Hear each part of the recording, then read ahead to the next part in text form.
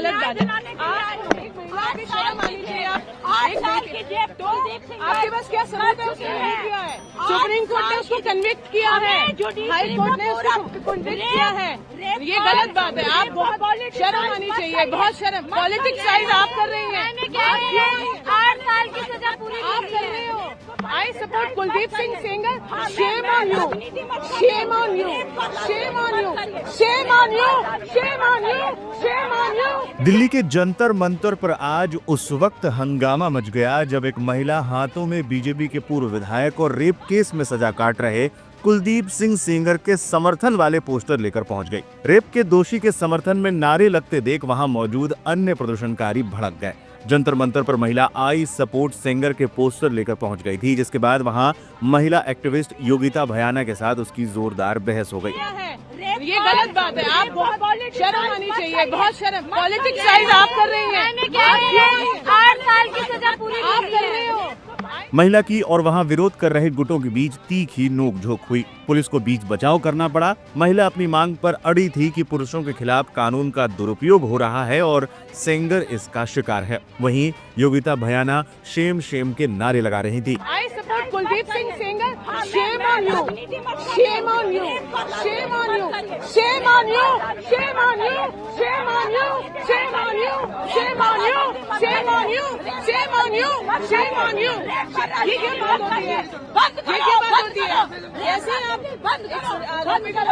शर्म आनी चाहिए आपको। अच्छा, मामले पर योगिता भयाना का कहना है कि ये शायद पहली महिला होंगी जो कुलदीप सिंह सेंगर का समर्थन कर रही है। उन्होंने यहाँ तक कह दिया कि महिला की मानसिक स्थिति ठीक नहीं लगती।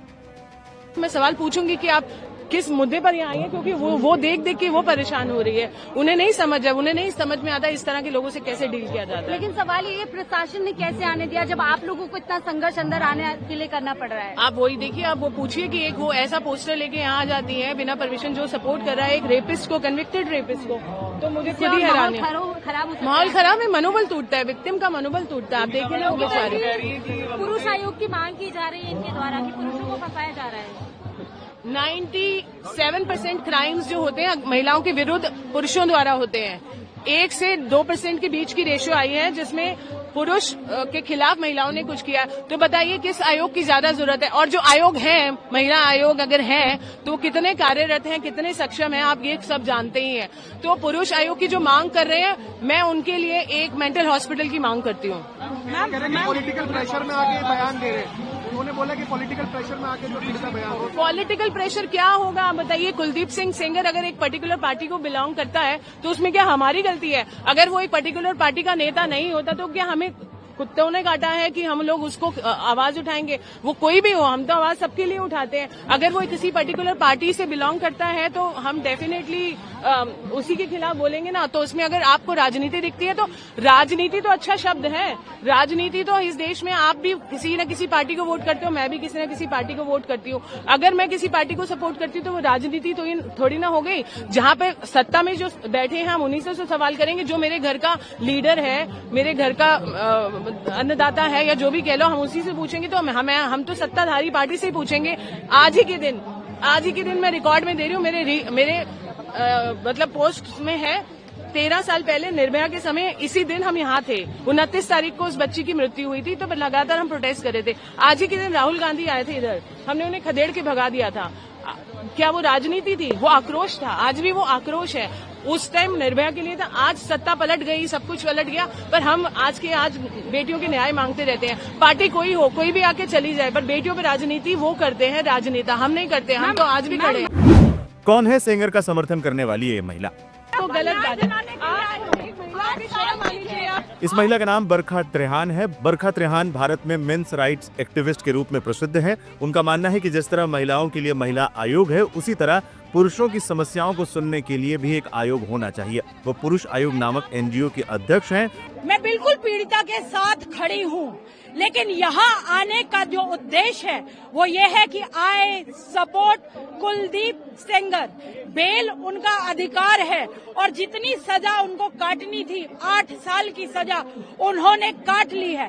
पीड़िता के मैंने कई बयान सुने हैं जो कहती है कि जज साहब ने पैसे खा लिए, कहीं पे वो करोड़ों की बातें कर रही हैं कि जज साहब ने 50 करोड़ रुपए खा लिए, कहीं कुछ कह रही हैं, कहीं कुछ कह रही हैं। तो जुडिशरी पे हम सबको पूरा विश्वास है। ये देश इमोशन से नहीं चलता, संविधान से चलता है। और हमारे प्रिय नेता राहुल गांधी संविधान की किताब लेके पूरे देश में जाते रहते हैं और बोलते हैं कि संविधान से चलता है देश।